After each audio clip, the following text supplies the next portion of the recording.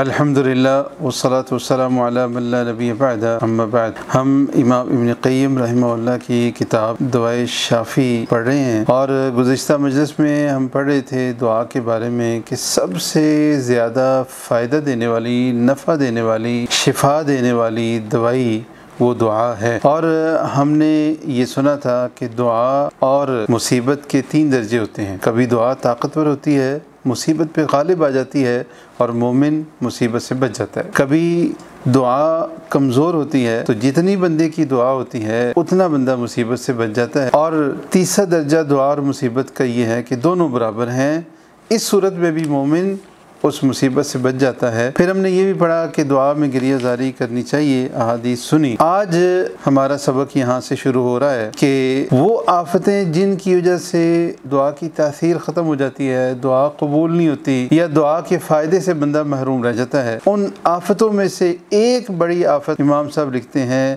ان یستعجل العبد، کہ بندہ جلدی کرے کہ اس کی دعا جلدی قبول ہو جائے۔ اب اگر دعا کی قبولیت میں دیر ہے اور بندہ جلدی کر رہا ہے اور مایوس ہو جاتا ہے، دعا کرنا چھوڑ دیتا ہے، امام صاحب مثال دے کے سمجھاتے ہیں اور لکھتے ہیں وَهُوَ بِمَنزِلَةِ مَن بَذَرَ بَذْرًا، اس کی مثال اسی بندے کی ہے کہ جس نے کھیت میں بیج بوئے ہیں یا پھر پودا لگایا ہے، فَجَعَلَ يَتَعَاهَدُ وَيَسْقِيهِ، پانی دے رہا ہے اور اس کا خیال رکھ رہا ہے، اس کی نگرانی کر رہا ہے، لیکن دیکھتا ہے کہ وہ اتنی جلدی بڑا نہیں ہو رہا، اس میں دیر ہو رہی ہے، کیا کرتا ہے؟ ترکہ واہملہ، یہ اس کو چھوڑ دیتا ہے۔ اب اس نے پانی بھی پلایا اور اس کی نگرانی بھی کی، خدمت بھی کی، لیکن جب بڑا ہونے کے قریب آیا اس نے کیا کیا؟ مایوس ہو کے اس کو چھوڑ دیا۔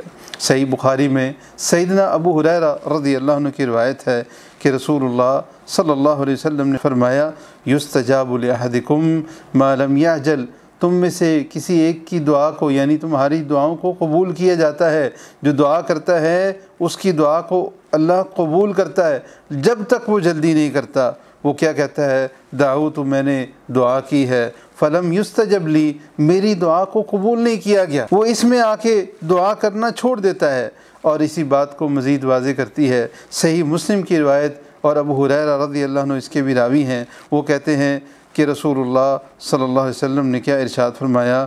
لا یزال یستجاب للعبد، بندے کی دعاؤں کو قبول کیا جاتا ہے، اس کی دعا اللہ تعالیٰ قبول کرتا رہتا ہے ما لم یدعو باثم، جب تک وہ دعا کسی گناہ پہ مشتمل نہ ہو، کسی گناہ کی دعا نہ کر رہا ہو، او قطیعۃ رحم، یا پھر قطع رحمی کی دعا نہ ہو، ما لم یستعجل، جب تک وہ جلدی نہیں کرتا۔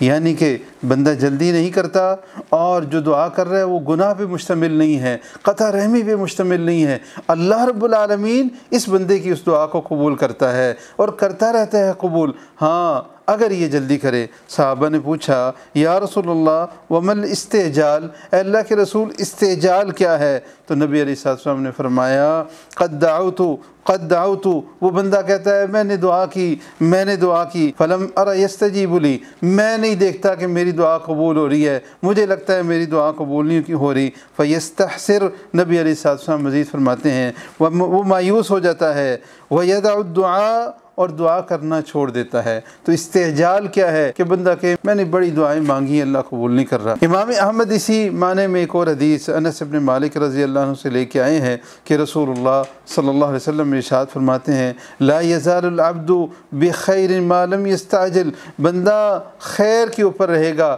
اچھائی پہ رہے گا جب تک وہ جلدی نہیں کرتا۔ صحابہ نے کہا یا رسول اللہ کیف یستعجل، یہ جلدی کرنا، استعجال، یہ کیا چیز ہے؟ نبی علیہ السلام نے فرمایا یقول قد دعوت ربی فلم یستجب لی، وہ کہتا ہے کہ میں نے اپنے رب کو پکارا ہے، میں نے اپنے رب سے مانگا ہے، میں نے دعا کی ہے، فلم یستجب لی، میری دعا کو قبول نہیں کیا گیا۔ اب اس کے بعد امام صاحب یہ ایک دعا کی تاثیر نہ ہونے کی یا پر اثر نہ ہونے کی یا دعا کی قبولیت کے نہ ہونے کی ایک بڑی آفت ذکر کرنے کے بعد اب امام صاحب وہ اسباب یا کچھ وہ اسباب بتا رہے ہیں جن سے دعا کی طاقت بڑھتی ہے، جس سے دعا کی قبولیت کے چانس زیادہ ہو جاتے ہیں، جس سے امکانات دعا کی قبولیت کے بڑھ جاتے ہیں۔ تو امام صاحب فرماتے ہیں